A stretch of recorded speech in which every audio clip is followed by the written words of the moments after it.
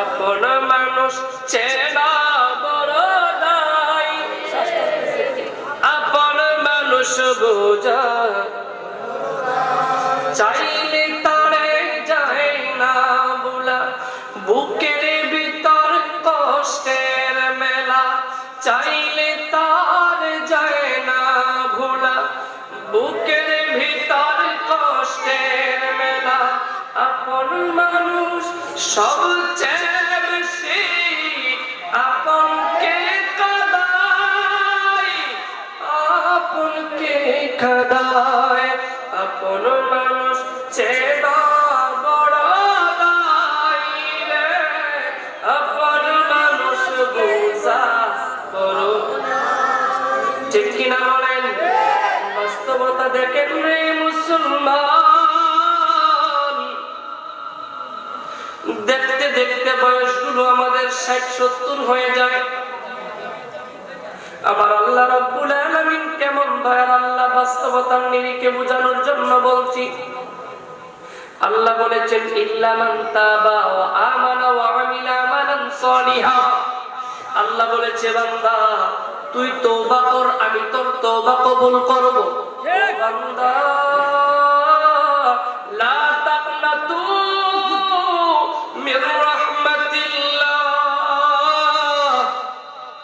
আমার রহমত থেকে নৈরাশ হইস না। আমার আল্লাহ কেমন দয়ার আল্লাহ, একটু মায়ের সাথে মনটা নরম করে বোঝার চেষ্টা করেন। 60 বছরের বয়স্ক মুরব্বী মানুষ অসুস্থ হয়ে গেল, নিয়ে গেল হসপিটালে।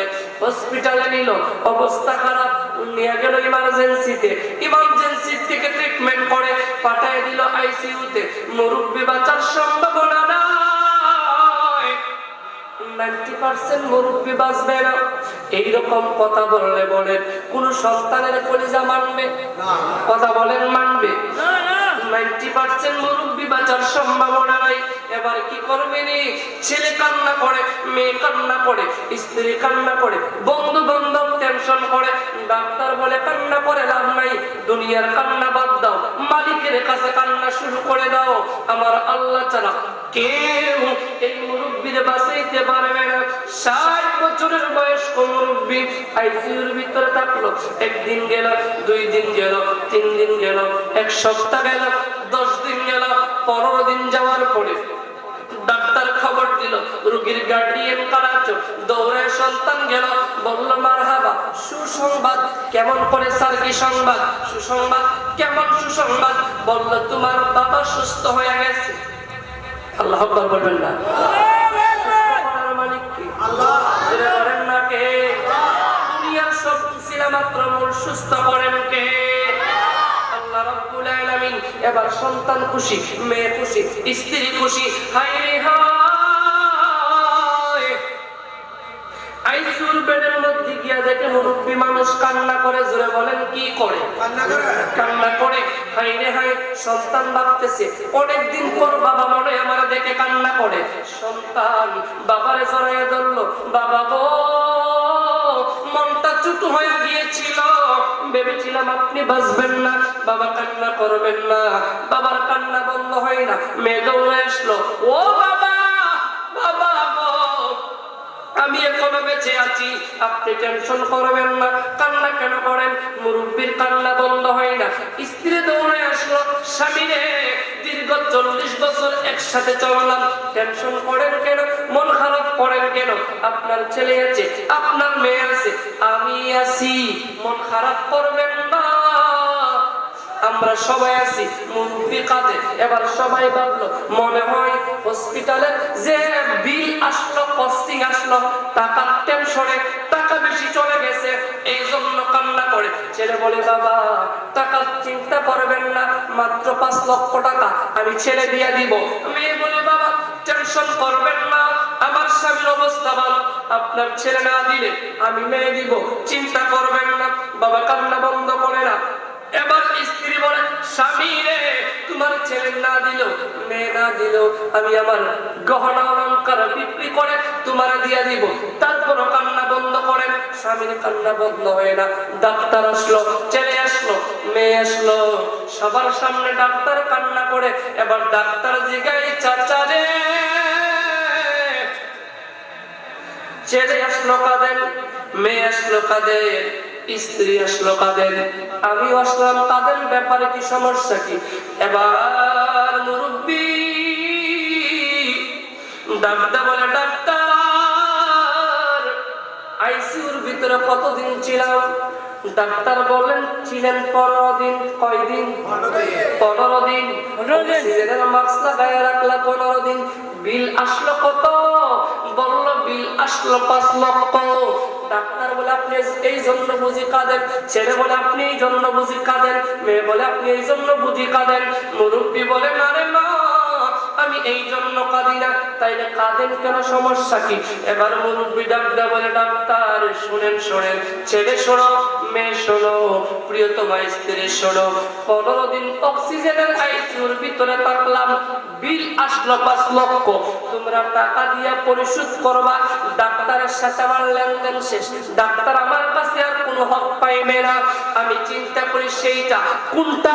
ওইটা জন্মের পর থেকে 60 বছর পর্যন্ত প্রত্যেক বছরের, প্রত্যেক মাসের, প্রত্যেক দিনের, প্রত্যেক ঘন্টা, প্রত্যেক মিনিটের, প্রত্যেক সেকেন্ডে সেকেন্ডে আমার আল্লাহ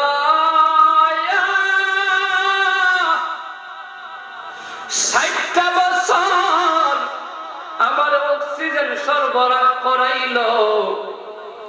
15 দিনের অক্সিজেনের বিল যদি 5 লক্ষ হয়, পরিমাণ জানার কারণে রে টাকা দিয়া মুক্তি পাই গেলাম।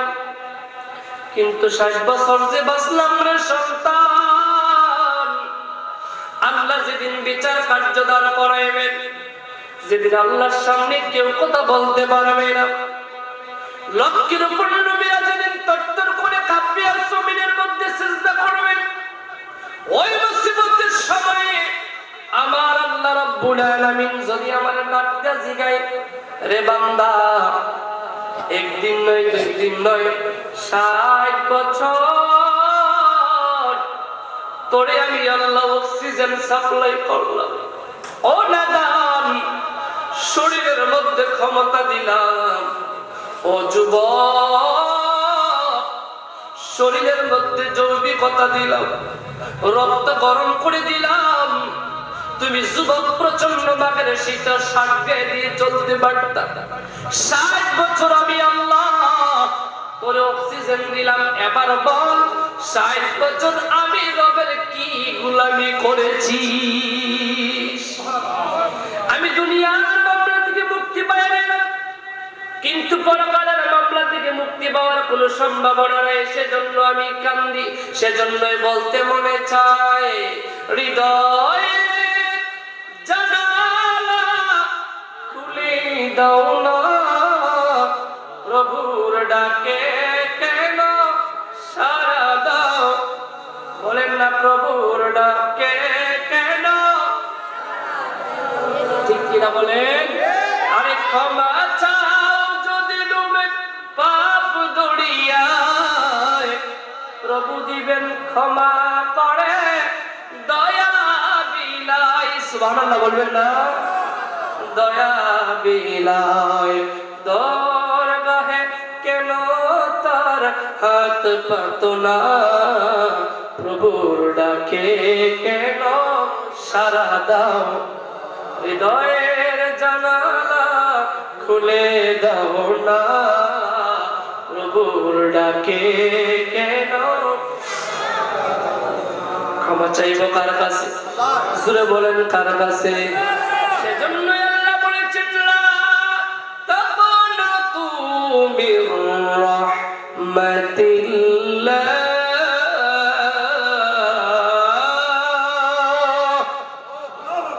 আল্লাহ ডাকতে বলেছেন, বান্দারে যতই বেশি গুনাহ করো না কেন, আমার রহমত থেকে নৈরাশ হয়ো না। মুসলমান মনে রাখবেন, মনে রাখবেন, মনে রাখবেন, আপনি গুনাহ করবেন, তওবা করবেন, আল্লাহ মাফ করে দেবেন। আবার গুনাহ করবেন, তওবা করবেন, আল্লাহ মাফ করে দেবেন। আবার গুনাহ করবেন, তওবা করবেন, আল্লাহ মাফ করে দেবেন। বান্দা তওবা করতে করতে, গুনাহ করে তওবা করতে করতে ক্লান্ত হতে পারে, কিন্তু রহমান বান্দারে ক্ষমা করতে গিয়ে কোনোদিন ক্লান্ত হবে না। ঠান্ডার অপেক্ষা করে এই খোলা ময়দানে সামান্য সামিয়ানার পালে বসে গেলেন।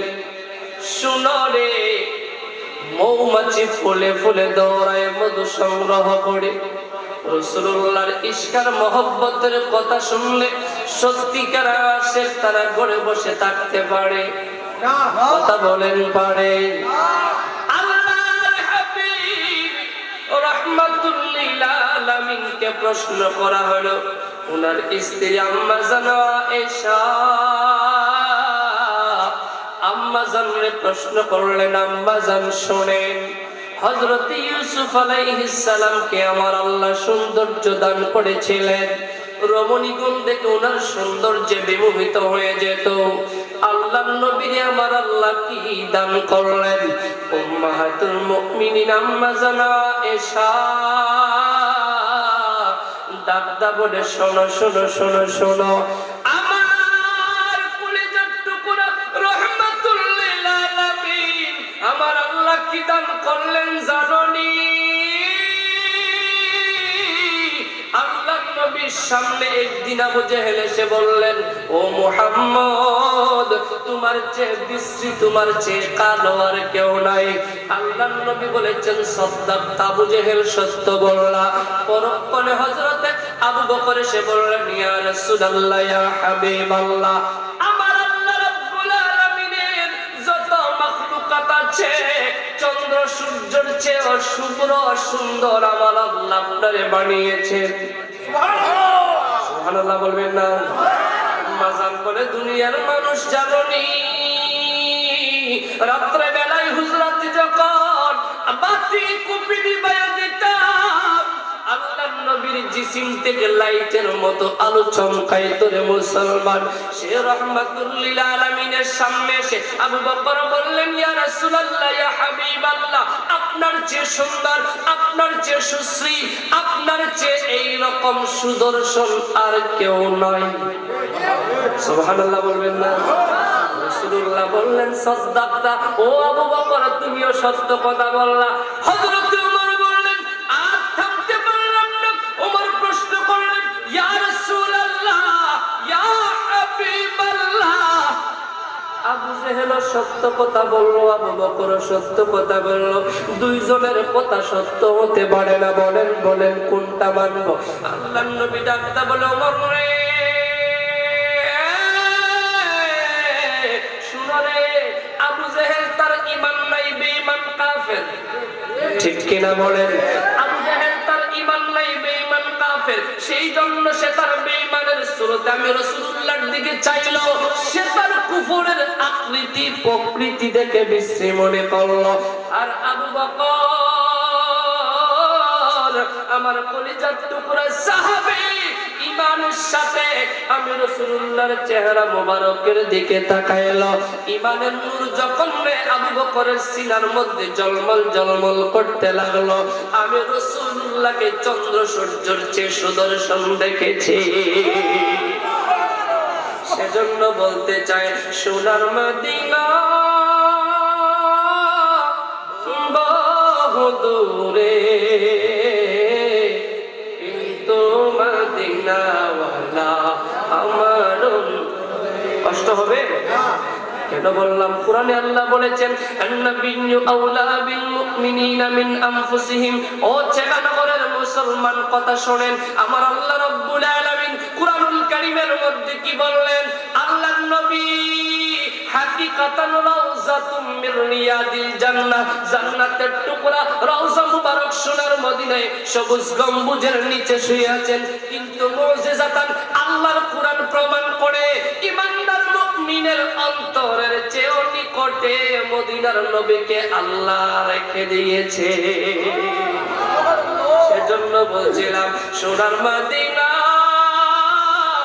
বহু দূরে, কিন্তু মদিনাওয়ালা আমার অন্তর জুড়ে। মদিনায় আছে ছেড়ে সে মদিনা কবে যাব রাসূল তুমি বিনে নেই সাহারা কাবাতে যাবার তাই তো সদা পাগল পাড়া রাসূল তোমার ঠিক কি না আল্লাহ এবং রাসূলুল্লাহর ইজ্জত আজমতের বিরুদ্ধে কথা বললে মুসলমান বরদাশত করতে পারে না কথা বলেন পারে কিছুদিন আগে আপনারা যারা অনলাইন চালান সবাই দেখেছেন আমাদের বাংলাদেশে দীর্ঘদিন ধরে যে সকল বাউলরা বাউল করতে করতে ফাউল করলো আল্লাহর শানে খেলাফ বক্তব্য দিল রাসূলুল্লাহ ইজ্জত আজমতের বিরুদ্ধে বর্তমানেও কথা হয় কিনা কথা বলেন হয় কিনা এই যে বাউলরা ফাউল করে মনে রাখবেন বাউল শব্দের অর্থ হলো পেশাব বাউল অর্থ কি পেশাব বুঝেন না আপনাদের এলাকার ভাষায় কি বলে জানি না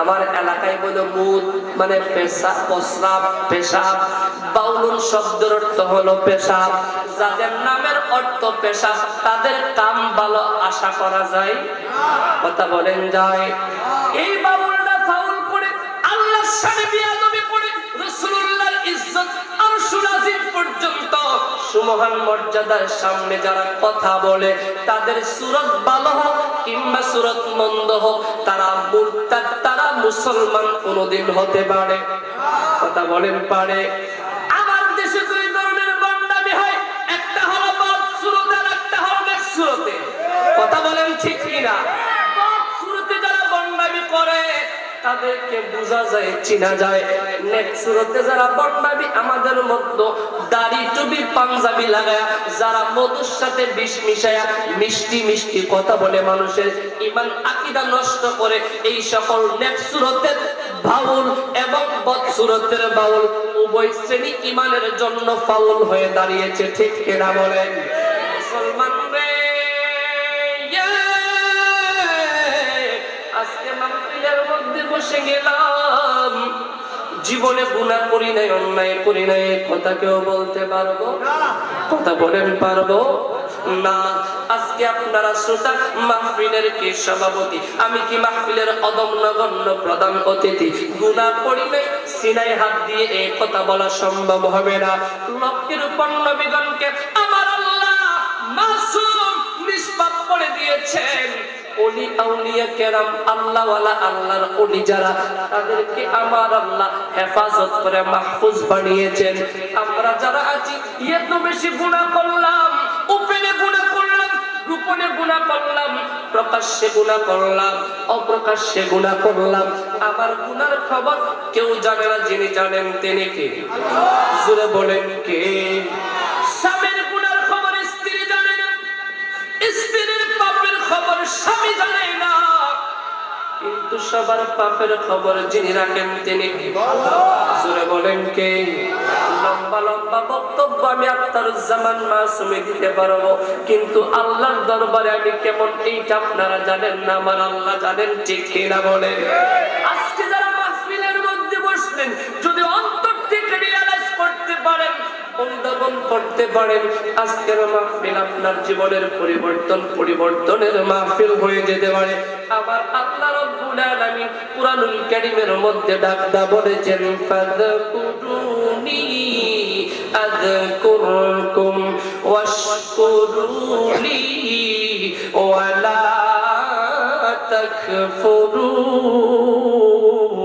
তাকফুরুন আল্লাহ কোরআনে ডাকদা বলেছেন বান্দা তুই যদি আমার জিকির করিস আমি তোর জিকির করব সুবহানাল্লাহ বলবেন না আমরা দুনিয়াতে অনেক ধরনের জিকির করি কেউ নেতার জিকির করে কেউ নেত্রীর জিকির করে কেউ মাতাব্বরের জিকির করে কেউ মুরলের জিকির করে কেউ নির্বাচনের জিকির করে কেউ ভোটের জিকির করে কেউ নির্বাচন না হোক ওই জিকির করে সবাই জিকির করতেছি দুনিয়ার একটা জিকির আপনার সফলতা দিবে না যে জিকির সফলতা দিবে সেইটা হলো জিকরুল্লাহ ঠিক কিনা বলেন সহিহুল বুখারী জিলদে 7 আল্লাহর রাসূল বলেছেন লা তাকুমুস সাআতু হাত্তা ইউকালা আল্লাহু আল্লাহ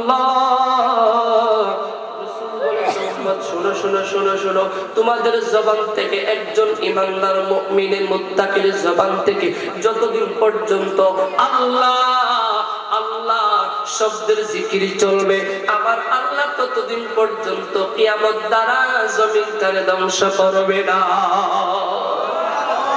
এই আল্লাহর স্মরণের দাম আছে না নাই? কথা বলেন আছে না নাই? মুরব্বী মানুষ বসে আছেন, দেখতে দেখতে আপনি যুবক ছিলেন, শরীরের মধ্যে সক্ষমতা ছিল, যৌবনের পাওয়ার ছিল, আজকে পাওয়ার নাই।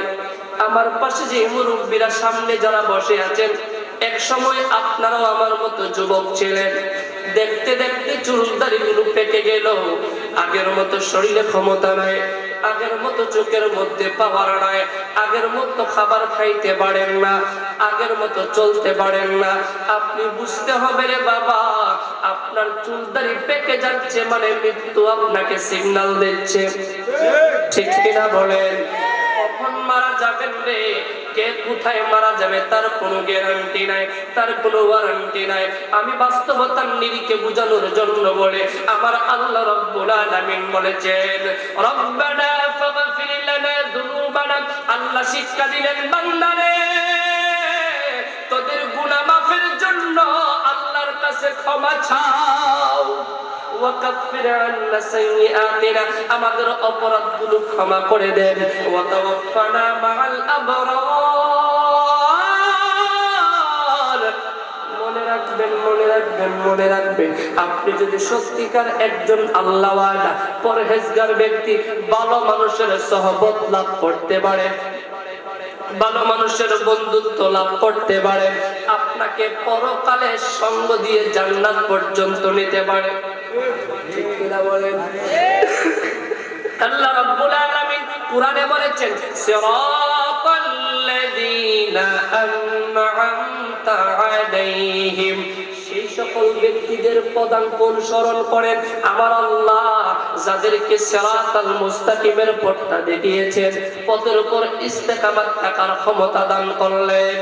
আন'আমতা আলাইহিম, আমার আল্লাহ যাদেরকে নিয়ামত দান করলেন।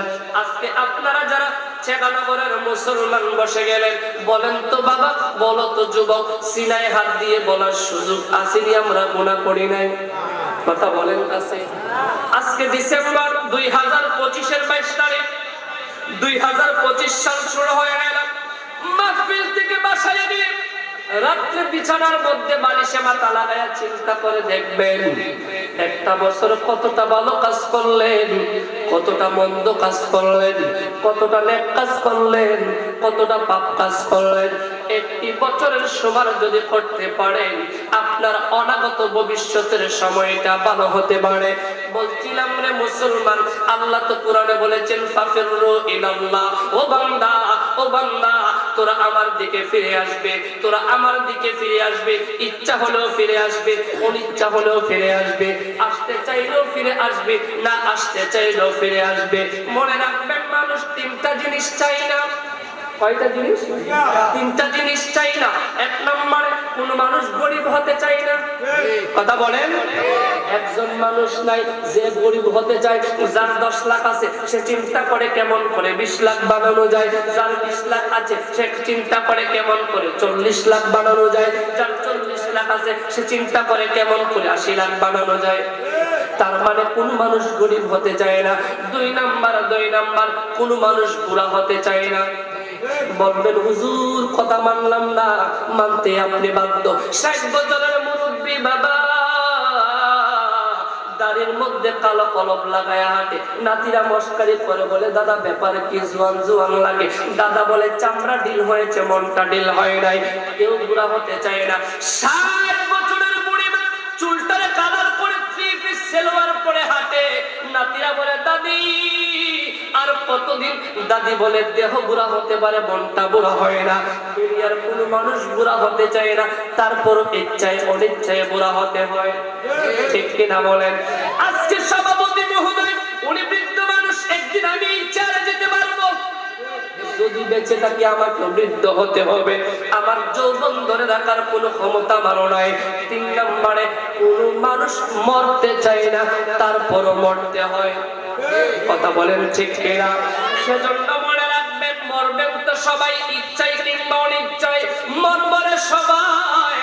তবে মরণটা যেন মরণের মতো হয়। ঠিক কিনা বলেন? যেই মরণে দাফন নাই, যেই মরণে কাফন নাই, যেই মরণে জানাজা নাই, যেই মরণে মানুষের চোখের পানির অশ্রু নয়নের সিক্ত দোয়া নাই, সেই মরণের কোনো সফলতাও নাই। ঠিক কিনা বলেন? ইমানদার মুমিনের সম্মানের মর্যাদা হবে ঈমানের সাথে। যদি ঈমান নিয়ে মরতে পারেন তাহলে আপনি সোনায় সোহাগা হয়ে যাবেন। 24শে আগস্টের পরে কিছুদিন পূর্বে আপনারা জানেন গাজীপুরে ইমাম রইসুদ্দিনকে নির্মমভাবে মব সন্ত্রাসরা হত্যা করলো। রাষ্ট্র তাদেরকে সর্বোচ্চ শাস্তি দিতে পারে? কথা বলেন পারে? মাত্র গেল গত শুক্রবারের আগের শুক্রবার সারা বাংলাদেশকে যেই লোকটা কাদায় গেল, শরীফ ওসমান হাদি, গত শুক্রবারের আগের শুক্রবার টার্গেট কিলিং হলো। তার বুলেট প্রুফ দ্বারা গুলি করলো, মাথার মধ্যে গুলি করলো, তার মাথায় আঘাত হলো। বাংলাদেশ থেকে আর অ্যাম্বুলেন্স করে সিঙ্গাপুরে নিয়ে যাওয়া হলো। মস্তিষ্ক অচল, হার্ট সচল ছিল, সেইখানে চিকিৎসার পর দেখা গেল শরীফ ওসমান হাদি আর বেঁচে নাই।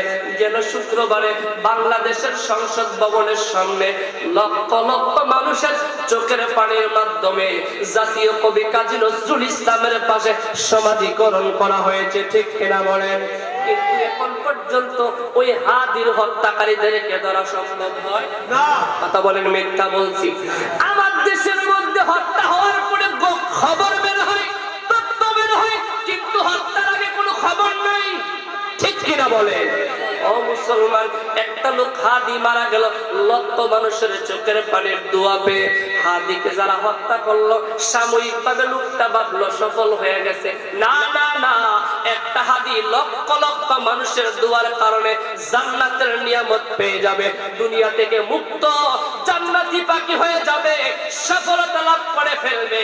কিন্তু যেই লোকটা হত্যা করলো পরকালে তার শাস্তি দেখে মাফ নাই। দেশের শাস্তিও মাফ নাই, পরকালে শাস্তিও মাফ নাই। সেজন্য মনে রাখবেন, আপনি মরবেন, আমি বক্তা মরব।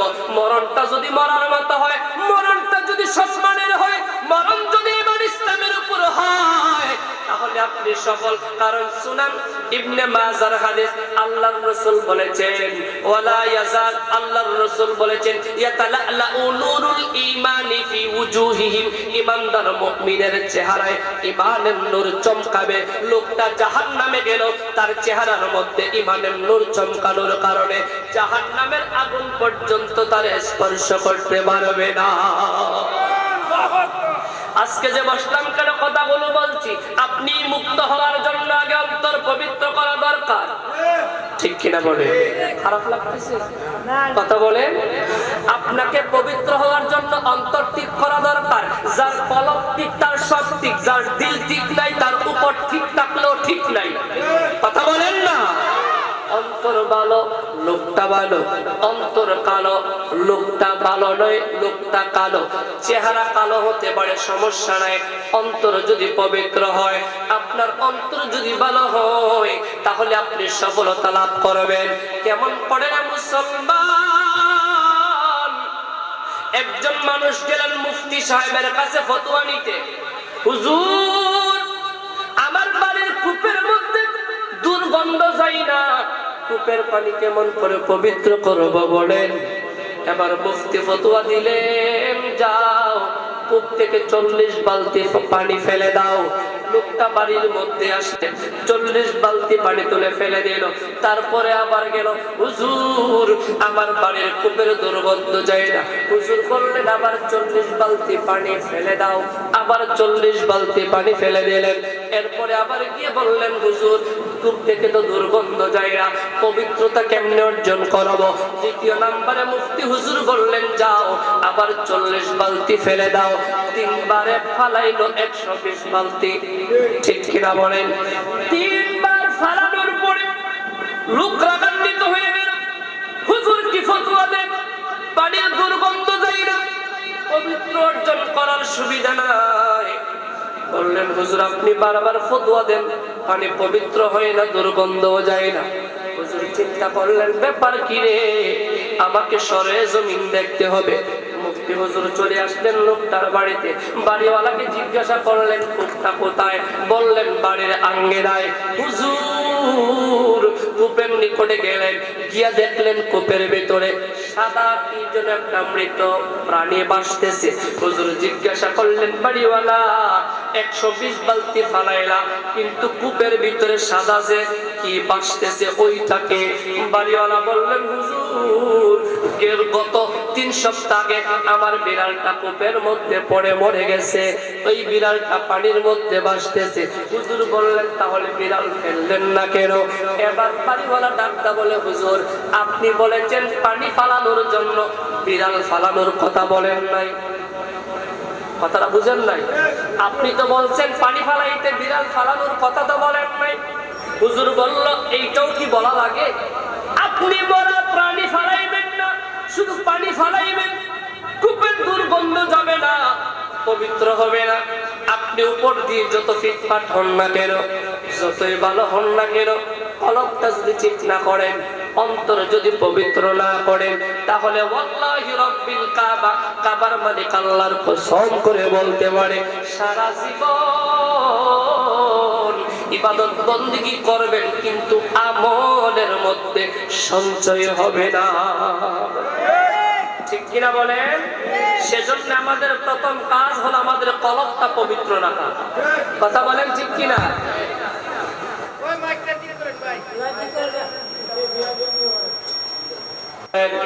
কলব থাকে কোথায়? প্রত্যেকের বাম স্তনের 2 আঙ্গুল নিচে কলব। এই কলব যদি পবিত্র হয় আপনি মানুষটা পবিত্র, কলব যদি অপবিত্র হয় আপনি মানুষটা পবিত্র। ঠিক কিনা বলেন? আমরা যারা আসলাম আল্লাহর হাবিব রাহমাতুল লিল আলামিন আল্লাহর পক্ষ থেকে হাদিসে কুদসি নিয়ে এসেছেন। আল্লাহ রাব্বুল আলামিন ডাকতে বলেন ওয়ালা, আল্লাহ রাব্বুল আলামিন ডাকতে বলেন ইয়া ইবনে আদম লাউ বালাগাত দুনুবুকা আনানাস সামা সুম্মা ইস্তাগফারতানি লাগাফারতু লাক। আল্লাহ রাব্বুল আলামিন ডাকতে বললেন ও বান্দা তোর গুনাহ গভীরভাবে খেয়াল করেন, মনোযোগ বুঝার চেষ্টা করেন। আল্লাহ বলেছেন বান্দারে তোর গুনাহ জমতে জমতে জমতে জমতে জমতে জমতে জোরে আসমানের মেঘের সমান হয়। জোরে বলেন কিসের সমান? আসমানের মেঘের সমান হয়। আল্লাহ বলেছেন বান্দা তোর আমলে যদি কুফরের গুনাহ না থাকে, শিরকের গুনাহ না থাকে, ও বান্দা তুই যদি তওবা করতে পারিস আমি আল্লাহ আসমানের মেঘের সমান গুনাহ মাফ করে দেব।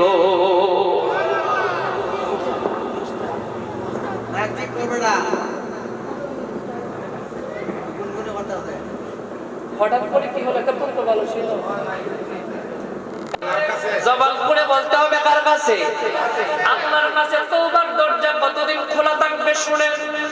সহিহ মুসলিমের হাদিস, আল্লাহর রাসূল বলেছেন উম্মত মান তাবা ক্বাবলা আন তাতলুআ আশ-শামসু মিন মাগরিবিহা তাবাল্লাহু। আল্লাহ রাব্বুল আলামিন বান্দা তওবা ততদিন কবুল করবেন তাবাল্লাহু আলাইহি। বান্দা শুনে রাখো পশ্চিম আকাশে সূর্য উদয় হওয়ার আগ পর্যন্ত গোটা দুনিয়ার মানুষের জন্য আল্লাহ তওবার দরজা খোলা রাখবে। খুশি হন নাই? এই তারপরে শোনেন, বাস রিভারটা বন্ধ করে একটু হালকা থাকুন। আমার আল্লাহ রাব্বুল আলামিন বান্দাদেরকে সুযোগ দিলেন তোমার আমলের মধ্যে গুনাহ থাকবে, সমস্যা নাই, নেকের পরিমাণ যেন বেশি হয়ে যায়। নেকের পরিমাণ যদি বেশি হয় আমার আল্লাহ রাব্বুল আলামিন বান্দার নেকের বিনিময়ে গুনার বিষয়টা বাদ দিয়ে জান্নাতের নিয়ামত দান করবেন। সাহাবায়ে কেরাম কেমন করে আমার আল্লাহ রাব্বুল আলামিনের সাহাবায়ে কেরাম রাসূলুল্লাহর সময় কেমন করে আল্লাহর পক্ষ থেকে নাজাতের রাস্তা লাভ করলেন শুনেন। কথা বুঝার চেষ্টা করেন। আমার আল্লাহ রাব্বুল আলামিন চাইলে সব মানুষের গুনাহ মাফ করতে পারেন। করবেন তখন বান্দা তওবা করবে যখন। ঠিক কিনা বলেন? তওবা না করা পর্যন্ত আল্লাহ মাফ করবেন না। কথা বলেন করবেন না। আমার আল্লাহ রাব্বুল আলামিন সাহাবায়ে কেরাম কেমন করে গুনাহ মাফ করাইলেন। তাবুকের ময়দানে রাহমাতুল লিল আলামিনের সাথে সাহাবায়ে কেরাম অনেকে গেল। এত বিপুল পরিমাণ সংখ্যক সাহাবী গেল, গণনা করার মতো নয়। মাত্র ওই সময় ৮০ জন কিংবা তার বেশি সাহাবীগণ মিস্টেক করেছিলেন। হযরত আব্দুল্লাহ ইবনে কাব ইবনে মালিক রাদিয়াল্লাহু তাআলা আনহু রিওয়ায়াত করেন, যুদ্ধের ঘোষণা আল্লাহর হাবিব কোন সময় দিতেন না। ওই জিহাদের পূর্বে রাসূলুল্লাহ দিলেন, তার কারণ হলো সময়টা ছিল গ্রীষ্মকাল, গাছের ফলগুলো পেকে গিয়েছিল, আরামদায়ক ছায়ার বাতাস ছিল, লম্বা দূরের সফর ছিল। মানুষ যেন সাহাবায়ে কেরাম যেন প্রস্তুতি নিতে পারেন, সেজন্য আল্লাহর হাবিব পূর্বে ঘোষণা করলেন। সাহাবায়ে কেরাম প্রত্যেকদিন যুদ্ধের প্রস্তুতি নিতে ময়দানে যান। হযরত কাব বলেন, আমিও যাই, কিন্তু আমি গিয়ে প্রস্তুতি নিতাম না, আমি আবার ফিরে আসতাম। পরের দিন আবার যাইতো, আমি আবার যাইতাম, প্রস্তুতি নিতাম না, আবার ফিরে আসতাম। আমার মধ্যে অলসতা, আরাম প্রিয়তা চলে আসছিল। আমি চিন্তা করলাম একদিনে প্রস্তুতি নিয়ে নেব। এইরকম করতে করতে করতে করতে একটা পর্যায়ে দেখা গেল সাহাবায়ে কেরাম প্রস্তুতি নিয়ে আল্লাহর রাসূল রওনা হয়ে গেলেন, কিন্তু আমি কাবের কোনো প্রস্তুতির কাজ সম্পন্ন হয় নাই। আমি চিন্তা করলাম পরের দিন প্রস্তুতি নিয়ে বিকাল বেলায় রওনা হয়ে আল্লাহর নবীর কাফেলার সাথে গিয়ে মিশ্রিত হয়ে যাব, কিন্তু পরের দিন বের হলাম, প্রস্তুতি নেওয়া হলো না। আমি ফিরে চলে আসলাম রে। পরের দিন আবার বের হলাম, প্রস্তুতি নেব, সেদিনও প্রস্তুতি নেওয়া হলো না। আমি আবারও ফিরে আসলাম। এইরকম করতে করতে করতে করতে আমার আর প্রস্তুতি নেওয়া হয় নাই, আর যুদ্ধের ময়দানে যাওয়া হয় নাই। আমি কাব যখন মদিনাতুল মুনাওয়ারার বাজারের মধ্যে যাইতাম, দুই শ্রেণীর মানুষ দেখতাম। জোরে বলেন, কয় শ্রেণী? দুই শ্রেণীর। এক শ্রেণীর মানুষ দেখতাম যারা মানসিকভাবে প্রতিবন্ধী, অঙ্গের সমস্যা, দেহের সমস্যা, এই রকম কিছু মানুষকে আমার আল্লাহ মাফ করে দেবেন, এই রকম মানুষ দেখতাম। আর কিছু মানুষ দেখতাম আকৃতি প্রকৃতি ভালো, কিন্তু আদতে ছিল মুনাফিক। বলেন কি ছিল? কথা বলেন কি ছিল? এইরকম মুনাফিক বাংলাদেশে নাই, এইরকম মুনাফিক সোনারঘাটে নাই, এইরকম মুনাফিক চেগানগর নাই, সবখানে আছে। মনে রাখবেন, মনে রাখবেন, ইসলামের যত ক্ষতি করেছে কাফের মুশরিক, তার চেয়ে বেশি ক্ষতি করেছে লেবাসদারি মুনাফিক। কথা বুঝেন নাই? মুনাফিক সবচেয়ে বেশি ক্ষতি করেছে। হযরত কাব বলেন রে, আমি যখন বাজারের মধ্যে যেতাম আমি লজ্জায় পড়ে যেতাম। আমি দেখতাম রে অনেক মানুষ অঙ্গে সমস্যার কারণে তারা যায় নাই, কিন্তু আমার তো দেহ ভালো, আমি তো যেতে পারি নাই। বদরের প্রান্তরের যুদ্ধে আমি কাব অংশগ্রহণ করতে পারি নাই। আমার আল্লাহ বদরের জন্য সবাইকে পাকড়াও করবেন না, যারা যেতে পারেন না তাদেরকে আমার আল্লাহ ছাড় দেবেন। এই যুদ্ধের ময়দানে আমি ডবল সওয়ারি রাখার ক্ষমতা ছিল, আমার সক্ষমতা বেশি ছিল, শারীরিকভাবে সুস্থ ছিলাম, কিন্তু আরাম প্রিয়তার কারণে আমি যুদ্ধের ময়দানে গেলাম না। ও মুরব্বি বাবা, বয়স যত যায় শরীরের মধ্যে অলসতা তত আসে, ঠিক কিনা বলেন? বয়স বাড়তে লাগলো রে যুবক। আজকে চিন্তা করলাম মুরব্বি হলে আল্লাহর বিধান মানবা, আল্লাহর নিষেধ ছাড়বা। যখন বয়স হয়ে যাইব রে, আগের মতো শরীর যখন কাজ করবে না, দেখা যাবে ইবাদতের ক্ষেত্রে ঘাটতি চলে আসবে। হযরত কাব বলেন, আমি বাড়ির মধ্যে চলে গেলাম। আল্লাহর হাবিব রাহমাতুল লিল আলামিন যুদ্ধের ময়দানে গিয়ে তাঁবু টানাইলেন, রাসূলুল্লাহ রেস্ট নিলেন। জিজ্ঞাসা করলেন আমার সাহাবীদের মধ্য থেকে কাব ইবনে মালিক কেন আসে নাই? এই কথা বলার পরে বনু সালিম গোত্রের একজন দাঁড়ায়া বলল, ইয়া রাসূলুল্লাহ, ইয়া হাবিবাল্লাহ, মদিনাতুল মুনাওয়ারার আরাম প্রিয়তা আয়েশ হযরত কাবরে কাবু করে ফেলার কারণে যুদ্ধের ময়দানে আসতে পারে নাই। এবার এই কথা যখন বললেন, তাৎক্ষণিকভাবে হযরত মুআয ইবনে জাবাল রাদিয়াল্লাহু তাআলা দাঁড়ায়া ওই বনু সালিম গোত্রের মানুষের বক্তব্যের প্রতিবাদ করে বললেন, ইয়া রাসূলুল্লাহ, ইয়া হাবিবাল্লাহ, আমি জানি আপনার কাজ এই কারণে মিস্টেক করার কথা না, অবশ্যই কোনো সমস্যা হয়েছে। আল্লাহর রাসূল আর কোনো কথা বললেন না। যুদ্ধের ময়দানে যুদ্ধ শেষ হয়ে গেল। আল্লাহর রাসূল মদিনাতুল মুনাওয়ারার ভূখণ্ডে ফিরে গেলেন। আল্লাহর নবীর আদত ছিল যুদ্ধ থেকে যখন ফিরে আসতেন মসজিদ নববীর মধ্যে অবস্থান করতেন। সব হিসাব নিকাশের পর রাসূলুল্লাহ হুজরা মুবারকের মধ্যে যেতেন। আল্লাহর নবী রাহমাতুল লিল আলামিন মসজিদের মধ্যে বসে এক এক করে জিজ্ঞাসা করছেন যারা যুদ্ধে যায় নাই। যুদ্ধে না যাওয়া ব্যক্তিদের সংখ্যা ছিল ৮০ জন কিংবা তার চেয়ে একটু অধিক। সবাই একজন একজন করে যখন গিয়ে আল্লাহর নবীর কাছে নিজেদের উজর আপত্তি পেশ করতে লাগলেন, হযরত কাব বলেন, আমি মনে মনে চিন্তা করলাম আমি আল্লাহর নবীর সামনে এমন করে সাজিয়ে গুজিয়ে বাড়িয়ে কথা বলবো, মিথ্যাটাকে সত্য বানায় দেব। এইরকম মিথ্যাকে সত্য বানানোওয়ালা মানুষ আছে না? খুব সুন্দর কথায় বড্ড কটু, গুছায় গাছায় মিথ্যা বলতে পারে, এরকম মানুষ আছে? আছে। হয়তো আপনাদের চেকানা করে নাই, অন্যখানে থাকতে পারে। মুসলমান হযরত কাব বলেন, আমি আল্লাহর নবীর সামনে এই নিয়ত করে চলে গেলাম। যাওয়ার পরে দেখলাম রে সবার সামনে চালাকি করতে পারি যিনি সাইয়্যিদুল আম্বিয়া রাহমাতুল লিল আলামিনের সামনে চালাকি চলায় না।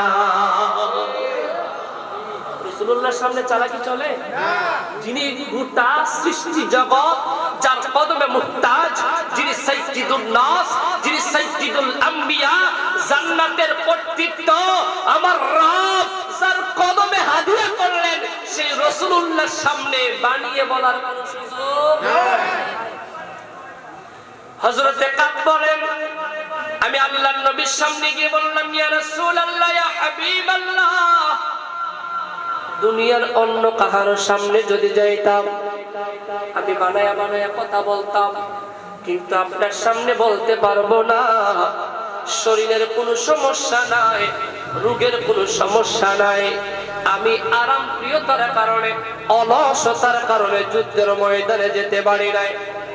আল্লাহর নবী বলেছেন, সাদ্দাকতা, কাব তুমি সত্য বলেছো। ইয়া রাসূলুল্লাহ, আমি কি করব? আল্লাহর হাবিব বললেন, বাড়িতে চলে যাও, আল্লাহর ফয়সালার অপেক্ষা করো। জোরে বলেন, কার ফয়সালা? আল্লাহর ফয়সালা। রাস্তায় যখন যেতে লাগলেন, বনু সালিম গোত্রের মানুষ তারা বললেন, কাব কামটা করলা কি? রাসূলুল্লাহর সামনে একটু ঘুরায়া গাড়ায়া বানায়া বললেই তো পারতা। কাব বলল, না না না, সবার সামনে ছল চাতুরি করা যায়, রহমতে আরবীর নূরময় কদমে চল চাতুরি চলে না। হযরতে কাব বলেন, আল্লাহর রাসূলের কাছে আমি বললাম, রাসূল যে আমাকে বাড়িতে পাঠাইলেন, এই রকম অপরাধী কি শুধু আমি না, কি আরো কেউ আছে? তারা বললেন, আরো দুইজন আছে। তারা কারা? এক নাম্বার মুররা ইবনে রাবি, দুই নাম্বার হিলাল ইবনে উমাইয়া। তারাও একই অপরাধে অপরাধী। হযরত কাব বললেন, তাদের কি বললেন রাসূলুল্লাহ? রাসূলুল্লাহ তাদেরকে বললেন, তোমরাও বাড়ি যাও, আল্লাহর ফয়সালার অপেক্ষা করো। সবাই বাড়িতে চলে গেল। আল্লাহর হাবিব সাহাবায়ে কেরামদেরকে বললেন, সাহাবীরা রে, এই তিনজনের সাথে কথা চলবে না, লেনদেন চলবে না, সব কথা চলবে না, ভালোবাসা চলবে না। এখন বলেন, এই তিনজন মানুষের জন্য দুনিয়াটা নিয়ামত নাকি কিয়ামত? কথা বলেন। কেউ কথা বলে না, লেনদেন করে না, সালাম দিলে জবাব দেয় না, কেমন আছেন বললে উত্তর দেয় না। ওনারা বললেন, দুনিয়াটা যেন আমাদের জন্য সংকীর্ণ হয়ে গেল, আমরা যেন জান বের হয়ে যায় যে অবস্থা। আল্লাহর নবীর পক্ষ থেকে সবাইকে এই খবর জানায় দেওয়া হলো, আমাদের তিনজনের সাথে কেউ কথা বলেন না, কেউ কথা বলেন না। আমি চিন্তা করলাম, মদিনাতুল মুনাওয়ারার বাজারে গেলাম, সেখানেও কথা বলেন না। আমি সর্বশেষ নিরুপায় হয়ে আমি আমার ভাই আবু কাতাদার বাড়িতে গেলাম। জোরে বলেন, কার বাড়িতে? আবু কাতাদার বাড়িতে গেলাম। গিয়ে দেখলাম দেখলাম বাড়ির মূল ফটক বন্ধ। আমি দেয়াল টপকায়া আবু কাতাদার বাড়ির আঙ্গিনার ভিতরে ঢুকলাম, গিয়ে বললাম আসসালামু আলাইকুম। আবু কাতাদা জবাব দেন না। আমি আবার বললাম আসসালামু আলাইকুম। আবু কাতাদা জবাব দেন না। আমি বললাম কাতাদা রে, আল্লাহ এবং রাসূলুল্লাহর জন্য তোমারে ভালোবাসি। আমি আবার সালাম দিলাম। আবু কাতাদা এবারও জবাব দিলেন না, শুধু বললেন আল্লাহ এবং তার রাসূল ভালো জানে। হযরত কাব ইবনে মালিক রাদিয়াল্লাহু তাআলা আনহু বলেন, আবু কাতাদা আমার ভাই হওয়ার পর আমার সাথে কথা বলে নাই। আমি আমার কষ্টের দামা চাপা দিতে পারলাম না, অঝর দ্বারাই চোখ থেকে পানি ঝরতে লাগলো। আমি কাঁদতে কাঁদতে আবু কাতাদার বাড়ির দেয়াল টপকায়ে চলে আসলাম। বাড়িতে আসার পরে আমি খবর পাইলাম আল্লাহর নবী বার্তা বাহকের মাধ্যমে খবর দিয়েছেন কে এই তিনজনের মধ্য থেকে কোনো একজন যেন স্ত্রীর সাথে সময় পান না করে। আমি আমার স্ত্রীরে বললাম, স্ত্রীরে রাসূলুল্লাহ নিষেধ করেছেন, তালাক দেওয়ার কথা বলেন নাই, কিছুদিনের জন্য চলে যাও। আমার স্ত্রীরে বাপের বাড়িতে পাঠিয়ে দিলাম। কিন্তু অপরদিকে হযরতে মুররা ইবনে রাবি হিলাল ইবনে উমাইয়া মানুষ ছিলেন বয়স্ক হওয়ার কারণে ওনার স্ত্রী গেলেন আল্লাহর রাসূলের নরময় কদমের সামনে। সুবহানাল্লাহ বলবেন না? আর কদমের সামনে জোরে বলেন না কার? আল্লাহর রাসূলের কদমের সামনে গেলেন, গিয়ে ডাকটা বললেন ইয়া রাসূলুল্লাহ ইয়া হাবিবাল্লাহ। হিলাল ইবনে উমাইয়া বয়স্ক মানুষ, তার সেবা দরকার। আপনি নিষেধ করেছেন উনারা যেন স্ত্রীর সাথে না থাকে, আমি আমার স্বামীর সেবা করতে চাই, আপনার অনুমতি আছে কিনা? আল্লাহর রাসূল বললেন হ্যাঁ, তুমি হিলাল ইবনে উমাইয়ার সেবা করতে পারবা, কিন্তু রাত্রে একসাথে থাকতে পারবা না। হিলাল ইবনে উমাইয়ার স্ত্রী বলে ইয়া রাসূলুল্লাহ, যেই দিন থেকে আপনার কাঠগড়ায় মামলা খেয়ে গেল ওই দিন থেকে মাথা নত করে গড়ে বসে শুধু কান্না করে সুবহানাল্লাহ বলবেন না? হযরত আদম আলাইহিস সালাম জান্নাত থেকে জমিনে আসার পরে 350 বছর কান্না করেছেন, লজ্জায় একদিনও মুখ আকাশে উঠায় নাই। সুবহানাল্লাহ বলবেন না? কিন্তু আমরা কতটা নাদান, কতটা নিরক্ষর, জীবনের পুরো অংশটাই অন্যায় করছি, অবিচার করছি, পাপ করছি, তারপরও আমাদের একটু বিন্দু পরিমাণ লজ্জাও কথা বলেন ঠিক কিনা? একটু আমাদের লজ্জা হয় না। হযরতে হিলালের স্ত্রী বললেন ইয়া রাসূলুল্লাহ, সে শুধু ঘরে বসে কান্না করে, কারণ আমার আল্লাহ রাব্বুল আলামিন কুরআনুল কারীমের মধ্যে বলেছেন বান্দা হাসো কম কাঁদো বেশি। সুবহানাল্লাহ বলবেন না? কারণ দুনিয়া মুমিনের জন্য জাহান্নাম। এই দুনিয়ার মধ্যে কান্না যত করতে পারবেন রে তত বেশি আল্লাহর সান্নিধ্য পেয়ে যাবে। হযরত হিলালের স্ত্রী বলেন ইয়া রাসূলুল্লাহ, আমি আপনার কথা মেনে নিলাম। হযরত কাব বলেন একদিন নয়, 2 দিন নয়, দেখতে দেখতে আমাদের জন্য 40 দিন চলে গেল। জোরে বলেন কয়দিন? 40 দিন চলে গেল, কেউ আমাদের সাথে কথা বলে না, দুনিয়া আমাদের জন্য সংকীর্ণ হয়ে গেল। আমি বাজারে যাই, কথা নাই, মসজিদে নববীতে আল্লাহর নবীর পাশে আমি দাঁড়াইতাম, রাসূলুল্লাহর দিকে চাইতাম, আল্লাহর নবী আমার দিকে চান। আমি যখন রাসূলুল্লাহর কাছে চাইতাম আল্লাহর নবী দৃষ্টিতে পড়ায় নিতেন। আবার রাসূলুল্লাহ নামাজে দাঁড়াইলে আমি আল্লাহর নবীর পাশে দাঁড়াইতাম, দেখলাম রে আল্লাহর নবী আমার দিকে চায় না, আল্লাহর নবী আমাকে ডাকে না, আল্লাহর নবী আমার সাথে কথা বলে না। আমি আবার কলিজা সামলাতে পারলাম না, বাড়িতে চলে আসলাম। ঘরে বসে বসে আমি কান্দি রে, রাহমাতুল লিল আলামিন নাম হয়ে গেছে। কারণ আমার আল্লাহ কুরআনুল কারীমের মধ্যে ডাকদা বলেছেন ওয়ালা সাউফা ইউতিকা রাব্বুকা ফাতারদা। আল্লাহু আকবার।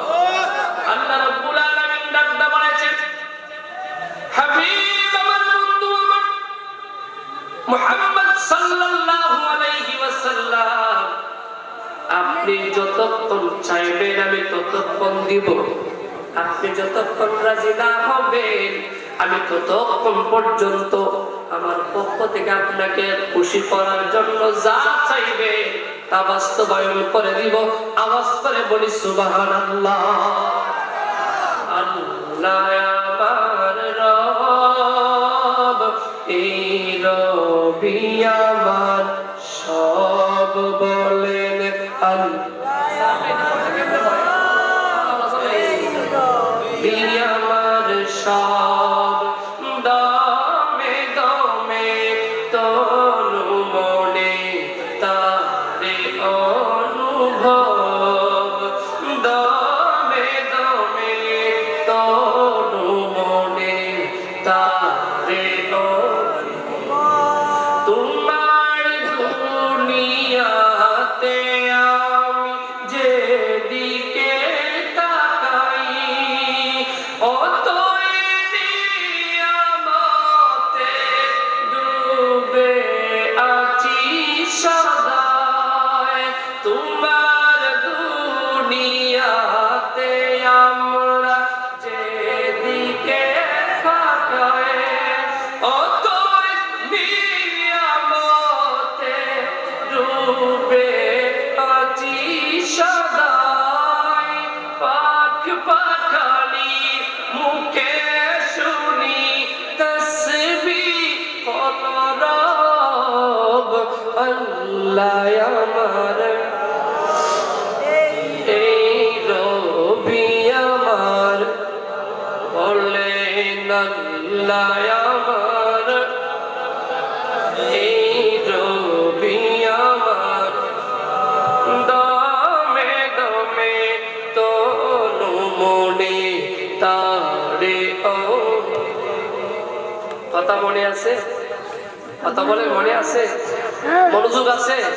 আপনার সজা নারায়ে তাকবীর, নারায়ে রিসালাত। কে কে ঘুমান হাত তোলেন। আমরা সবাই সজাগ আছি, সচেতন হয়ে কথাগুলো বুঝতে হবে ইনশাআল্লাহ। আল্লাহ পাক আমাদের সঠিক বুঝ দান করুন বলে আল্লাহুম্মা আমিন। বলছিলাম হযরত কাব কান্না করেন। যুবকদের কথাগুলো শোনা দরকার, এখানে অনেক যুবকরা আছে, যুবকদের কথাগুলো শোনা দরকার, কারণ এই যুবকরা যদি ঠিক হয়ে যায় আগামী দেশটা ঠিক হয়ে যাবে। ঠিক কিনা বলেন? এই যুবকরা যদি মাদক, ইয়াবা, গাঁজা, হেরোইন, ফেন্সিডিল, চরস, আফিম, বাং এইগুলোকে লাথি মারতে পারে আগামী প্রজন্মটা সোনার একটি প্রজন্ম তৈরি হতে পারে। ঠিক কিনা বলেন? কথাগুলো বলছি আপনারা সীমান্তবর্তী এলাকা, এইখানে এই মাদক আসতে পারে, যদিও আপনারা এগুলো পছন্দ করেন না, কিন্তু আসার সম্ভাবনা। হযরতে কাব বলেন আমি বাড়ির মধ্যে বসে কান্না করি, আর কোথাও যাই নাই। 40 দিন হয়ে গেল। রাহমাতুল লিল আলামিনের পুরে মামলা জানি না কবে খালাস পাবো। মাফের কোনো সম্ভাবনা যখন খুঁজে পাইলাম না, পরে বসে বসে কান্না করতে লাগলাম। আরে হায়, এমন করে একদিন নয়, 2 দিন নয়, 50 দিন চলে গেল। জোরে বলেন কয় দিন? আওয়াজ দিয়ে বলেন কয় দিন? 50 দিন চলে গেল। 50 দিন ফজরের নামাজ পড়ে আমি বসে আছি, সূর্য ওঠার অপেক্ষা করলাম। সূর্য ওঠার অপেক্ষা করতে গিয়ে দেখলাম রে, পাহাড় থেকে একটা আওয়াজ চলে আসলো। কে যেন রে হেরে গলায় বলতেছে, আবু কাব ইবনে মালিক, আমার আল্লাহ তোমারে ক্ষমা করে দিয়েছে। আনন্দে আমি খুশিতে আত্মহারা হয়ে গেলাম। আমি যখন এই খবরটা শুনলাম, আল্লাহর নবী রাসূল করিম সাল্লাল্লাহু আলাইহি ওয়াসাল্লামের পক্ষ থেকে দূত চলে আসলো। এসে আমার সিনাই কান্না বলল, কাব ইবনে মালিক, আমার আল্লাহ রাব্বুল আলামিন আপনাদেরকে ক্ষমা ঘোষণা করলেন। আমি এত বেশি খুশি হলাম, এত বেশি খুশি হলাম, খুশির কারণে আমি আমার পরনের পোশাকটা ওই দুধকে হাদিয়া করে দিলাম। দুধ আমার পোশাক নিয়ে গেল, আমার পরনে তখন কোনো পোশাক নেই, দাঁড় করে পোশাক পরলাম। আল্লাহর হাবিবের নূরময় কদম মুবারকের কাছে চলে গেলাম, গিয়ে বললাম, ইয়া রাসূলুল্লাহ, ইয়া হাবিবাল্লাহ, শুনলাম আমার আল্লাহ নাকি আমাদের মাফ করে দিয়েছেন। রাসূলুল্লাহ বলেছেন, হ্যাঁ, তোমাদের মাফ করে দিলেন। হযরতে কাব ডাকতে বলেন, ইয়া রাসূলুল্লাহ, ইয়া হাবিবাল্লাহ, আল্লাহ যেহেতু মাফ করেছে গো রাসূল, যুদ্ধের ময়দান থেকে আমি যে সম্পদ পাইলাম, ওই সম্পদগুলো আল্লাহর রাস্তায় আপনি নবীর কদমে কুরবান করে দিলাম। লা ইলাহা ইল্লাল্লাহ, জোরে জোরে লা ইলাহা ইল্লাল্লাহ, ও লা ইলাহা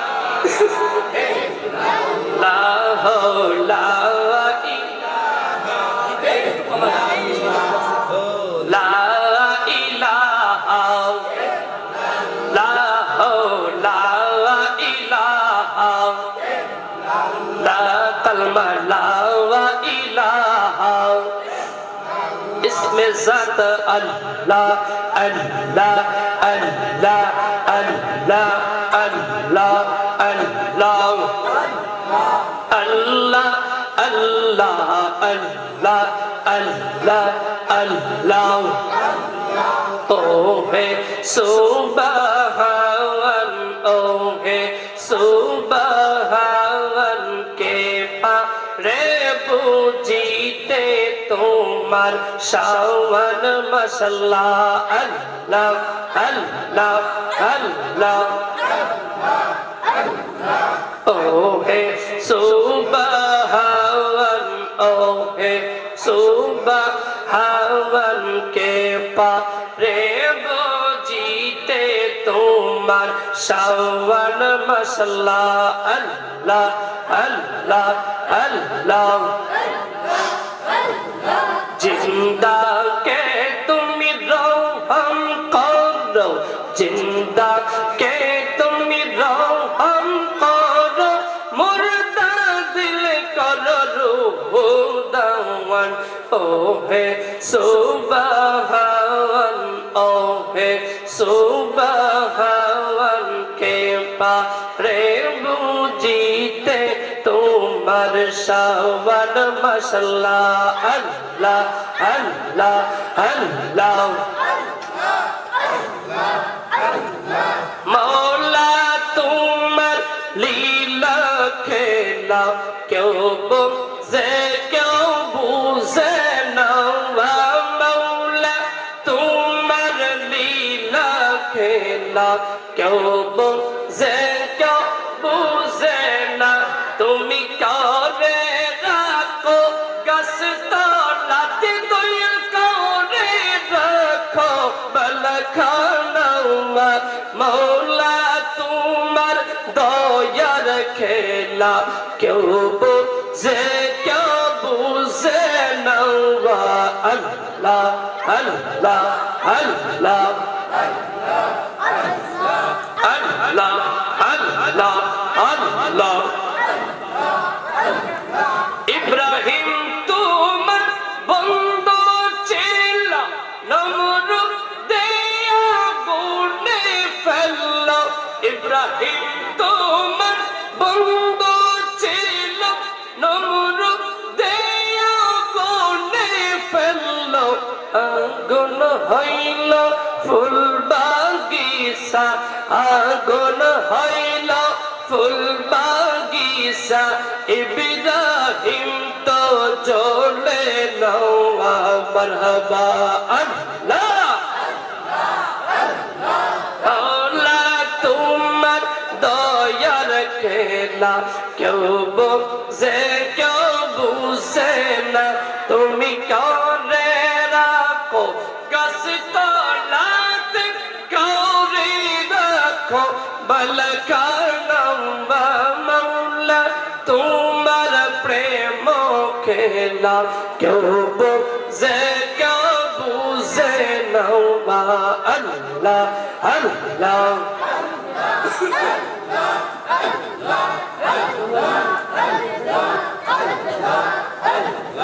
আল্লাহ আল্লাহ আল্লাহ আল্লাহ কেন রে মন ঘুমে রইলি ও চেতন হইয়া মারহাবা আল্লাহ আল্লাহ আল্লাহ এমন দয়াল প্রভুর নামটি এমন দয়াল প্রভুর নামটি কেন লইলি না জাগিয়া কেন রে মন ঘুমে রইলি ও চেতন হইয়া আল্লাহ আল্লাহ আল্লাহ আল্লাহ আল্লাহ আল্লাহ আল্লাহ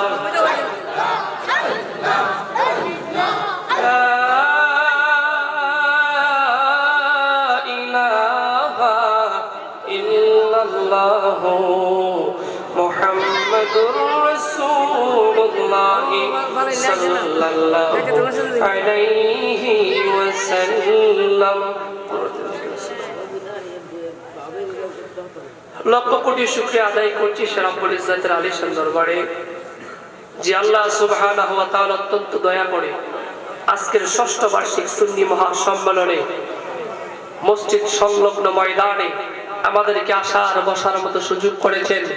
সেজন্য সকলে সানন্দে আর আনন্দে জবান খুলে শুকরিয়া আদায় করি আলহামদুলিল্লাহ।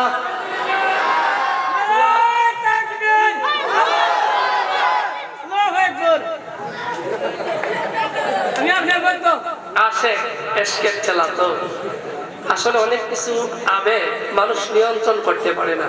দেখে এই যে বাড়িঘর আছে, এই জমিনে একদিন আপনাদের দাদা ছিল, একদিন আপনার বাবা ছিল, আজকে আপনি রাজ করছেন। আবার হঠাৎ করে এমন একটা সময় আসবে আপনিও থাকবেন না, আমরাও থাকবো না, মাটির জায়গায় মাটি পড়ে থাকবে, আমরা কবরে চলে যাব। বলেন আসলে এই দুনিয়ায় যারাই আপন বলে, মুখে আপন বলতে কোনো শব্দ আসলে প্রকৃত শুধু মানুষে বলে আপন, চোখ বন্ধ করে দেখেন আপন, একটু অসুস্থ হয়ে দেখেন আপন, বিপদে পড়ে দেখেন আপন, অভাবে পড়ে দেখেন আপন, মামলায় পড়ে দেখেন আপন, দূরবীন দিয়ে খুঁজেও পাবেন না। সেজন্য বান্দার বন্ধু হলো বান্দার বন্ধু হলো একজন কবি সেজন্যই বলেছিল, আপন মানুষ চেনা বড় দায় রে, আপন মানুষ চেনা বড় চেনা বড় দায় রে, আপন মানুষ পূজা বড় চাইলে তার যায় না বুলা, বুকের ভিতর কষ্টের মেলা, চাইলে তার যায় না ভুলা, বুকের ভিতর কষ্টের মেলা, আপন মানুষ সবচেয়ে বেশি আপনকে কাঁদায়, আপনকে কাঁদায়, আপন মানুষ চেনা বড় আপন মানুষ চেনা বড় দায়। বলেন আপন মানুষ চেনা, আপন মানুষ চেনা, বাবুই পাখি ঘর বাঁধিলে হয় না ঘরে ঠায়, জ্বর বাদল কাটাই রে সে ঘরের দরজায়, ঠিক কিনা বলেন। দেখবেন জ্বরের সময় বাবুই তার বাসার ছিদ্রে দরজায় দাঁড়ায় থাকে, সেজন্য বলে বাবুই পাখি ঘর বাঁধিলে হয় না ঘরে জ্বর বাদলে কাটাই রে সে ঘরের দরজায়, পারে না সে ছাড়তে মায়া, ছাড়ে না ঠিকানা, আমি হলাম পথের পথিক, পথে ঠিকানা। সময় সুযোগ পেলে মানুষ শুধু যে বদলায়, শুধু যে বদলায়, ঠিক কিনা বলেন? কোন মানুষ চেনা বড় দায় রে, আপন মানুষ আপন মানুষ চেনা বড় দায়, আপন মানুষ বোঝা চাইলে তারে যায় না ভোলা, বুকের ভিতর কষ্টের মেলা, চাইলে তার যায় না ভোলা, বুকের ভিতর কষ্টের মেলা, আপন মানুষ সবচেয়ে বেশি আপনকে কাঁদায়, আপনকে কাঁদায়, আপন মানুষ চেনা বড় দায় রে, আপন মানুষ বোঝা বড়, ঠিক কিনা বলেন? বাস্তবতা দেখেন রে মুসলমান, দেখতে দেখতে বয়সগুলো আমাদের 60-70 হয়ে যায়। আবার আল্লাহ রাব্বুল আলামিন কেমন দয়ার আল্লাহ, বাস্তবতার নিরিখে বোঝানোর জন্য বলছি। আল্লাহ বলেছেন ইল্লা মান তাবা ওয়া আমানা ওয়া আমিলা আমালান সালিহা। আল্লাহ বলেছে বান্দা তুই তওবা কর, আমি তোর তওবা কবুল করব। বান্দা লা তাকনাতু মির রাহমাতিল্লাহ, আমার রহমত থেকে নৈরাশ হইস না। আমার আল্লাহ কেমন দয়ার আল্লাহ, একটু মায়ের সাথে মনটা নরম করে বুঝার চেষ্টা করেন। 60 বছরের বয়স্ক মুরব্বী মানুষ অসুস্থ হয়ে গেল, নিয়ে গেল হসপিটালে, হসপিটালে নিল, অবস্থা খারাপ, নিয়ে গেল ইমার্জেন্সিতে, ইমার্জেন্সি থেকে ট্রিটমেন্ট করে পাঠিয়ে দিল আইসিইউতে। মুরব্বী বাঁচার সম্ভাবনা নাই, 90% মুরব্বী বাঁচবে না। এইরকম কথা বললে বলেন কোন সন্তানের কলিজা মানবে? কথা বলেন মানবে? 90% মুরব্বী বাঁচার সম্ভাবনা নাই। এবার কি করবেন? ছেলে কান্না করে, মেয়ে কান্না করে, স্ত্রী কান্না করে, বন্ধু বান্ধব টেনশন করে, ডাক্তার বলে কান্না করে লাভ নাই, দুনিয়ার কান্না বাদ দাও, মালিকের কাছে কান্না শুরু করে দাও। আমার আল্লাহ ছাড়া কেউ এই মুরব্বীরে বাঁচাইতে পারবে না। 60 বছরের বয়স্ক মুরব্বী আইসিইউর ভিতরে থাকলো। একদিন গেল, 2 দিন গেল, 3 দিন গেল, 1 সপ্তাহ গেল, 10 দিন গেল, 15 দিন যাওয়ার পরে ডাক্তার খবর দিল রোগীর গার্ডিয়ান কারাচো, দৌড়ে সন্তান গেল, বলল মারহাবা, সুসংবাদ। কেমন করে স্যার? কি সংবাদ? সুসংবাদ। কেমন সুসংবাদ? বলল তোমার বাবা সুস্থ হয়ে গেছে। আল্লাহু আকবার বলবেন না? মালিক কি? আল্লাহ। বলেন না কে? দুনিয়ার সব ছিলা মাত্র মূল সুস্থ করেন কে? আল্লাহ রাব্বুল আলামিন। এবার সন্তান খুশি, মেয়ে খুশি, স্ত্রী খুশি। হায় রে হায়, আইসিইউর বেডের মধ্যে গিয়া দেখে মুরব্বী মানুষ কান্না করে। জোরে বলেন কি করে? কান্না করে। হায় রে হায়, সন্তান ভাবতেছে অনেকদিন পর বাবা মনে আমার দেখে কান্না করে। সন্তান বাবারে জড়াইয়া ধরলো, বাবা গো মনটা ছোট হয়ে গিয়েছিল, ভেবেছিলাম আপনি বাঁচবেন না, বাবা কান্না করবেন না। বাবার কান্না বন্ধ হয় না, মেয়ে দৌড়ে আসলো, ও বাবা, বাবা গো আমি এখনো বেঁচে আছি, আপনি টেনশন করবেন না। কান্না কেন করেন? মুরব্বীর কান্না বন্ধ হয় না। স্ত্রী দৌড়ে আসলো, স্বামী রে দীর্ঘ 40 বছর একসাথে চললাম, টেনশন করেন কেন, মন খারাপ করেন কেন?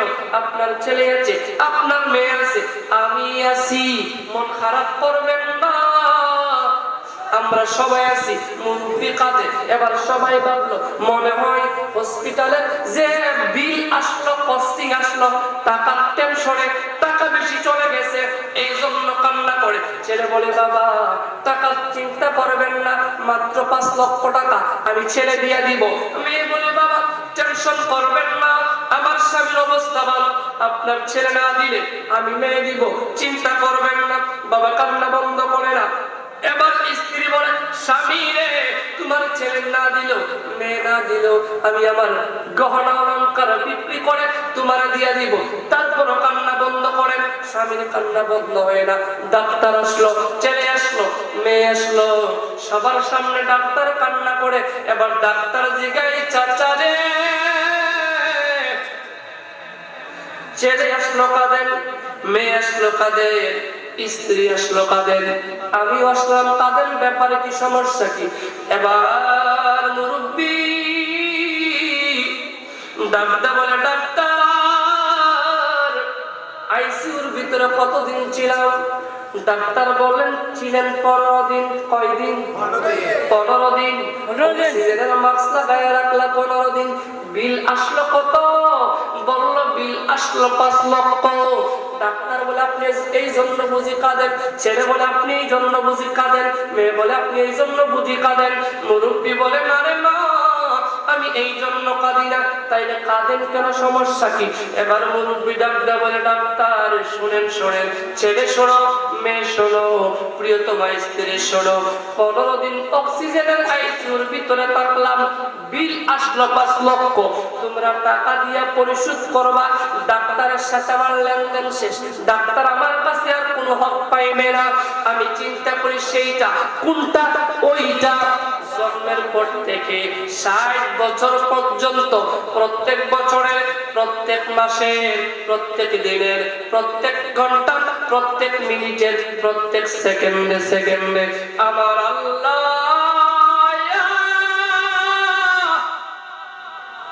60টা বছর আমার অক্সিজেন সরবরাহ করাইল।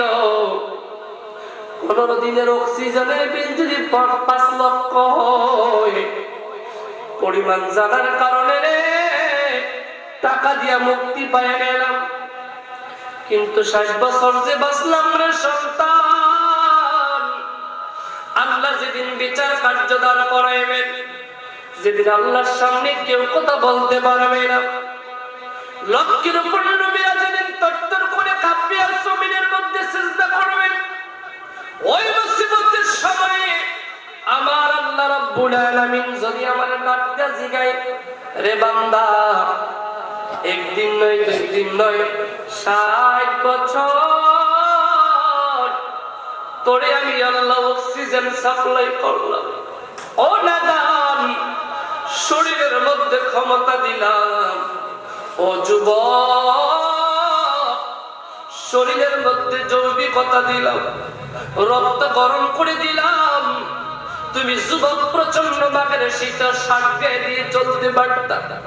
60 বছর আমি আল্লাহ তোরে অক্সিজেন দিলাম, এবার বল 60 বছর আমি রবের কি গোলামি করেছি? আমি দুনিয়ার মামলা থেকে মুক্তি পাই না, কিন্তু পরকালের মামলা থেকে মুক্তি পাওয়ার কোনো সম্ভাবনা নেই। সেজন্য আমি কান্দি, সেজন্যই বলতে মনে চায় হৃদয় জানালা খুলে দাও না, প্রভুর ডাকে কেন সাড়া দাও? বলেন না প্রভুর ডাকে কেন, ঠিক কিনা বলেন? আরে ক্ষমা চাও যদি ডুবে পাপ দড়িয়ায়, প্রভু দিবেন ক্ষমা করে দয়া বিলাই। সুবহানাল্লাহ বলবেন না? দয়া বিলাই দরগাহে কেন তার হাত পাতো না, প্রভুর ডাকে কেন সাড়া দাও? হৃদয়ের জানালা খুলে দাও না, প্রভুর ডাকে কেন ক্ষমা চাইব কার কাছে? জোরে বলেন কার কাছে? সেজন্য আল্লাহ বলেছেন লা তাকনাতু মির রাহমাতিল্লাহ।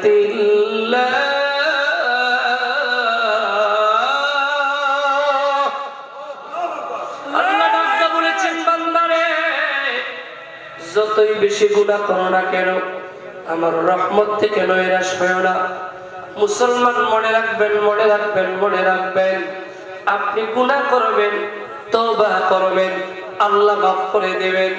আবার গুনাহ করবেন, তওবা করবেন, আল্লাহ মাফ করে দেবেন। আবার গুনাহ করবেন, তওবা করবেন, আল্লাহ মাফ করে দেবেন। বান্দা তওবা করতে করতে, গুনাহ করে তওবা করতে করতে ক্লান্ত হতে পারে, কিন্তু রহমান বান্দারে ক্ষমা করতে গিয়ে কোনোদিন ক্লান্ত হবে না। দুনিয়ার সব কোর্ট কাছারি অফিস আদালত রাত্রে এই ঠান্ডার সময় বন্ধ হয়ে গেছে, ঠিক কিনা বলে? রাত্রের এই অংশে সব কোর্ট কাছারি বন্ধ হয়ে গেছে, কিন্তু বান্দার যিনি মালিক বন্ধু তিনি আল্লাহ রহমতের দরজা খুলে রেখেছেন, ঠিক কিনা বলে? সব কোর্ট বন্ধ হয়ে যায়। ও জেগানগরের মুসলমান একটু বুঝেন, রাত্র 12টার পরে দুই ধরনের মানুষ বের হয়। এক ধরনের মানুষ বের হয় দুনিয়ার মানুষের সম্পদ চুরি করার জন্য, তারা দুনিয়ার সম্পদ নিয়ে নেয়।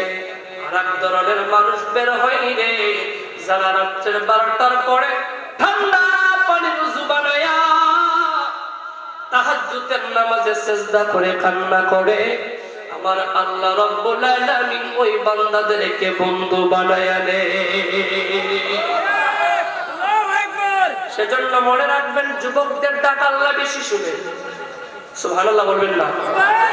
যুবক অনুরোধ করে বলে যায়, আর হয়তো দেখা হবে কিনা জানি না, কথাগুলো যদি যুবক আমলের মধ্যে নিতে পারো। অনেক দলাদলি করলেন, অনেক মারামারি করলেন, অনেক কুন্দল করলেন, অনেক বাহাদুরি করলাম রে, কিন্তু পরকালে আল্লাহর কোর্টে হিসাব দেওয়ার জন্য প্রস্তুতি নেন। আল্লাহ যদি একবার ধরে ফেলে, আল্লাহ যে বলেছেন বান্দা তুই আমার স্মরণ করলে আমি তোর স্মরণ করে। আল্লাহ কেমন করে স্মরণ করেন? বান্দা যখন আল্লাহর স্মরণ করেন, আমার আল্লাহ রাব্বুল আলামিন রহমতের দরজাগুলো খুলে দেন। আল্লাহু আকবার বলবেন না? অবারিত রহমত আসমান থেকে বৃষ্টির মতো নাজিল হতে থাকে। অবারিত রহমত জমিনের মধ্যে পতিত হওয়ার কারণে বান্দার আমলনামা থেকে আমার আল্লাহ গুনাহগুলো সাফ করে আল্লাহর বন্ধু বানায়া নেয়। আল্লাহর বন্ধু হওয়া দরকার আছে না নাই? কথা বলেন আছে না নাই? বন্ধু হওয়ার জন্য লাগবে জিনিস দুইটা, জুড়ে বলেন কয়টা? এক নম্বরে লাগবে ঈমান, এক নম্বরে ঈমান, দুই নম্বরে তাকওয়া। কার ভয়? জুড়ে বলেন কার? সব কিছু কেউ দেখুক আর না দেখুক, যিনি দেখেন তিনি কে? আল্লাহ কোরআনে বলেছেন লা তুদরিকুহুল আবসার ওয়া হুয়া ইউদরিকুল আবসার ওয়া হুয়াল লাতীফুল খাবীর।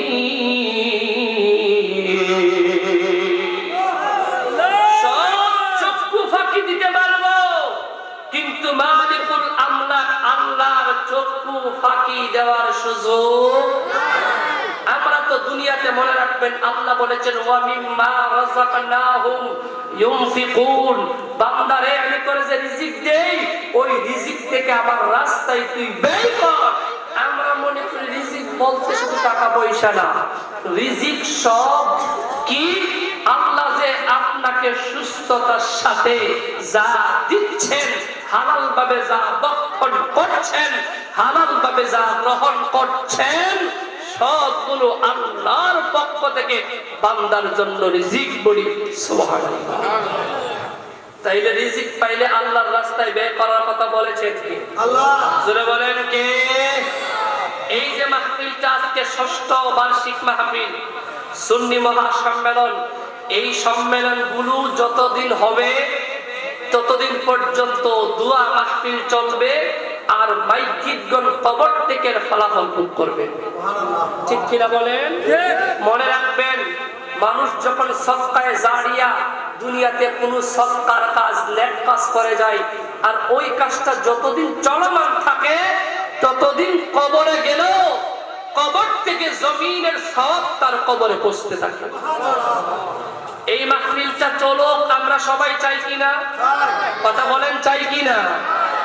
ঠান্ডার কারণে পকেট থেকে হাতটা বের করেন না, ঠিক আছে, পকেটে রাখেন, শুধু কথাগুলো বুঝলেই হবে। এই মাহফিল যদি চলে, দেখলাম এই মাহফিলের পুস্টার সৌজন্য ইমাম সাহেব আছেন, ইমাম সাহেবরাও পুস্টার দেয়। অনেক জায়গায় আপনারা বলেন হুজুররা শুধু খাই দেয় না, এই বাস্তব প্রমাণ ইমাম সাহেব নিজেই পুস্টার দিছি বছর। আগামী বছর পুস্টারটা মাহফিল হলে পুস্টার লাগবে না? কথা বলে লাগবে না? আমার মা গো জান্নাতের চাবি আমার, আর বলেন না জান্নাতের চাবি আমার মা গো জান্নাতের চাবি। ওরে মা যার বেঁচে নাই তার মতো দুঃখী নাই, ঠিক না? মা যার বেঁচে নাই তার মতো দুঃখী নাই, ফুফু খালা মায়ের মতো না গো জান্নাতের চাবি আমার মা। বলেন জান্নাতের চাবি আমার মা গো জান্নাতের চাবি। আল্লাহর ওলি বাইজিদ বুস্তামি বিরল ঘটনা, মায়ের সেবায় ছিল একটি উত্তম নমুনা, মায়ের জন্য দিতে পারেন। আল্লাহর ওলি বাইজিদ বুস্তামি বিরল ঘটনা, মায়ের সেবা ছিল একটি উত্তম নমুনা। ছেলের জন্য করেন দোয়া, ছেলের জন্য করেন দোয়া, মায়ের দুহাত তুলে, মা কেন এত দামি জানে না সকলে বলেন, মা কেন এত দামি জানে না সব। হায় হায় জানতো যদি পড়তো দেখে কোরআন হাদিস খুলে, ঠিক কিনা বলে? ভুলিব কিন্তু তোমায় cannot forget, could not forget dear Medina, cannot forget, could not forget dear Medina, সব ভুলিব কিন্তু তোমায়, মাশাআল্লাহ সব ভুলিব কিন্তু তোমায়। সোনার মদিনা আমার প্রাণের মদিনা, সোনার মদিনা আমার প্রাণের মদিনা, সব ভুলিব কিন্তু তোমায়। বললেন সব ভুলিব কিন্তু তোমায়। তোমার বুকে আমার নবী কদম পড়েছে, তোমার বুকে জিবরিল আমিন সদাই এসেছেন, তোমার বুকে আমার নবী কদম পড়েছে, তোমার বুকে জিবরিল আমিন সদাই এসেছে। আদব বলে কেমন করে যাব মদিনা, সব ভুলিব কিন্তু তোমায়। বললেন সব ভুলিব কিন্তু তোমায়। আমরা ভুলিনি, ভুলব না, ভুলতে পারি না, মাশাআল্লাহ ভুলিনি, ভুলব, ভুলতে পারি না, সব ভুলিব কিন্তু তোমায়। বলেন সব ভুলিব জান্নাতের বাগান তোমায় নবী বলেছেন, খাকে সিফাত অধিকারী তোমায় করেছেন, ঠিক কিনা? তোমার বুকে আমার নবীর কদম পড়েছে, তোমার বুকে জিবরিল আমিন বারবার এসেছে। আশিকি বলে কেমন করে, আশিকি বলে কেমন করে যাব মদিনা, সব ভুলিব কিন্তু তোমায়, বলেন সব ভুলিব। ও আমরা ভুলিনি, ভুলব না, ভুলতে পারি, মাশাআল্লাহ ভুলিনি, ভুলতে পারি না, সব ভুলিব, মাশাআল্লাহ সব ভুলিব কিন্তু তোমায় ভোলা যাবে না, ভোলার সুযোগ আছে? যিনি জীবনে কেঁদেছেন, জন্মের পরে কেঁদেছেন, জন্ম গোটা জিন্দেগি কেঁদেছেন, যিনি রওজায়ে আতহারে এখনো কাঁদেন, যিনি হাসরে আরশুল আজিমে মাকামে মাহমুদে সিজদা করে কান্না করবেন, সেই রাসূলকে কেমন করে বলবেন? বলার তো কোনো সুযোগ নাই। আল্লাহ পাক সেই রাসূলুল্লাহর আশিক হিসেবে আমাদের কবুল আর মঞ্জুর করুন। সকলে বলি আল্লাহুম্মা আমিন।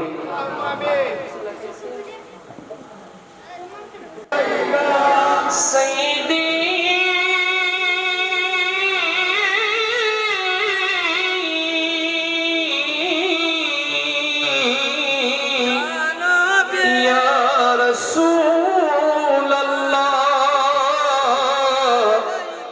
অধমরা বাংলার জমিনে দাঁড়াইলাম আপনার তাজিমে, দেখিতে চাই একবার স্বপ্নে, দেখা তোর নির্জনে ইয়া নবী,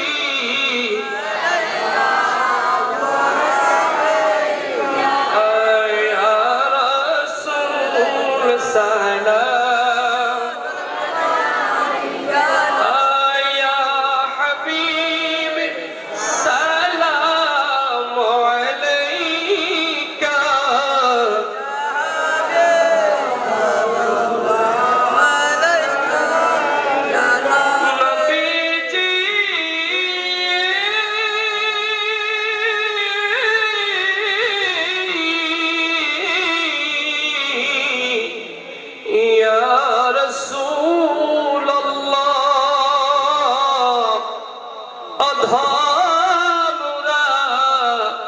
কান্দি যারে যাহার কলি যায় সদায় হাহাকার,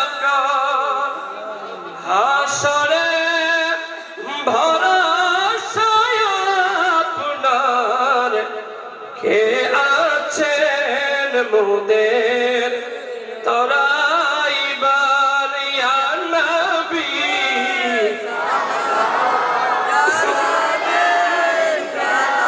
ইয়া রাসূল সালাম, ইয়া হাবিব সালাম আলাইকা।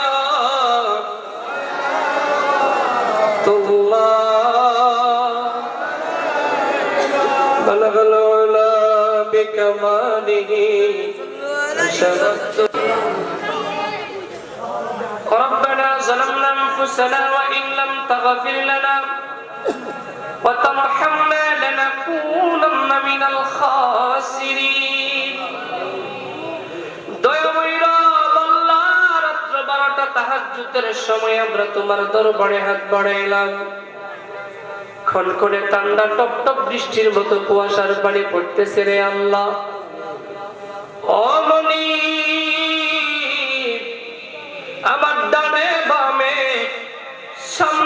দাড়ি পাকনা মুরব্বী যুবক ভাই পর্দা নিশিন মা বোনদেরকে নিয়ে হাত বাড়াইলাম। আল্লাহ মাহফিলের সূচনা থেকে অদ্যবধি পর্যন্ত যা কিছু পাঠ করা হলো বলা হলো ভুল ত্রুটিগুলো মাফ করে হাদিয়াগুলো আপনার হাবিবের রওজায় পৌঁছায় দাও। অদয়াময় মালিক আল্লাহ, বাবা আদম থেকে শুরু করে আজ পর্যন্ত সকল ইমানদার মুমিন মুত্তাকির রূহে কবুল আর মঞ্জুর করে লন। দয়াময় আল্লাহ, মাইকের আওয়াজ যত দূর যায় চেগানগর গ্রামের মাটির নিচে যতগুলো মায়ের অন্ধকার কবরে ঠান্ডা করে মাটির গর্তে ঘুমিয়েছে রে আল্লাহ, আল্লাহ শীত থেকে বাঁচার জন্য আমরা কম্বলের ব্যবহার করি, কিন্তু আমাদের মা আমাদের বাবা কবরে ঘুমায় আল্লাহ, তাদের লেজ কম্বলের ব্যবস্থা নাই আল্লাহ, তাদের কবরে হাদিয়া গুলো পৌঁছায় দাও। এই মাহফিল করতে গিয়ে যা অর্থ দিয়ে শ্রম দিয়ে টাকা দিয়ে পয়সা দিয়ে আল্লাহ মেহনত করলে যাদের পরামর্শের মাধ্যমে আল্লাহ মাহফিলের সূচনা থেকে অদ্যবধি পর্যন্ত যারা উপস্থিত ছিলেন আল্লাহ, বিশেষ করে আমার সভাপতি মহোদয় সহ আমন্ত্রিত অতিথিবৃন্দ, মাহফিল পরিচালনা ইমাম সাহেব, আল্লাহ বাবার পরিজাত টুকরা যুবক সবাই তুমি কবুল আর মঞ্জুর করে নাও আল্লাহ। আমাদের জিন্দা মুর্দা গুলোরে মাফ করে দাও আল্লাহ।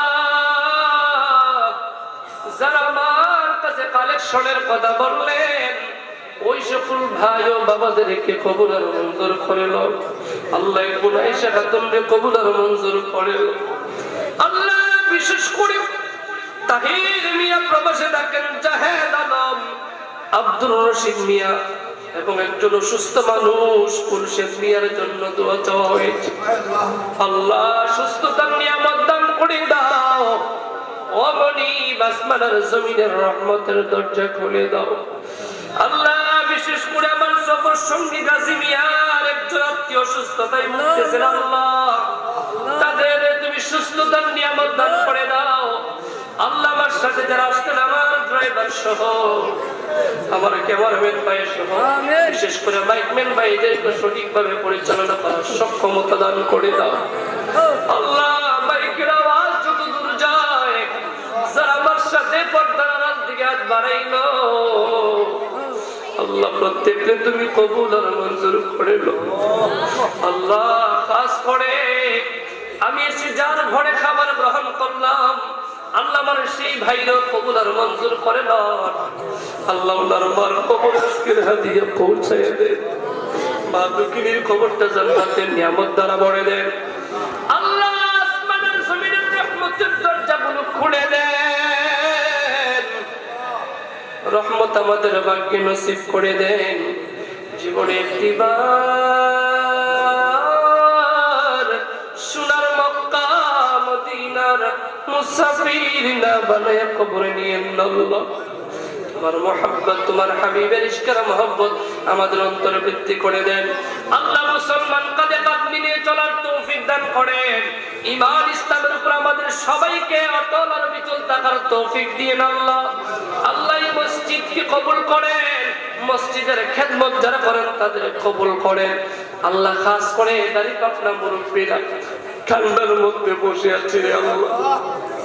আল্লাহ, আমার বাবারা কে কখন মারা যায় তার কোনো গ্যারান্টি নাই, আমার প্রত্যেকটা বাবারে তুমি কবুল করে নাও আল্লাহ। তাদের ঈমান আমলে বরকত দান করে দাও আল্লাহ, তাদেরকে সুস্থতার নিয়ামত দান করে দাও, তাদেরকে তোমার গোলামিতে আঞ্জাম দেওয়ার তৌফিক দাও আল্লাহ। এমনি করে আমার আম্মা আব্বারে কবুল করে নাও আল্লাহ, আমার আরাফাতের আম্মা আব্বারে কবুল করে নাও, আমার ইমাম সাহেবের কবুল আর মঞ্জুর করে নাও আল্লাহ। আমি কয়জনের কথা বলবো তুমি তো জানো, সবাই মনে আশা নিয়ে বসে আছে, হয়তো সময়ের কারণে কিংবা কত কথা আছে লজ্জায় কারোর কাছে বলে না।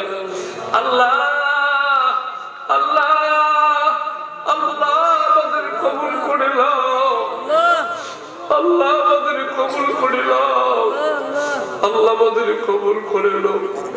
বিশেষ করে আল্লাহ আমার ভাই মরহুম মাওলানা ইমাম রইসুদ্দিনের কবরে পৌঁছায় দাও।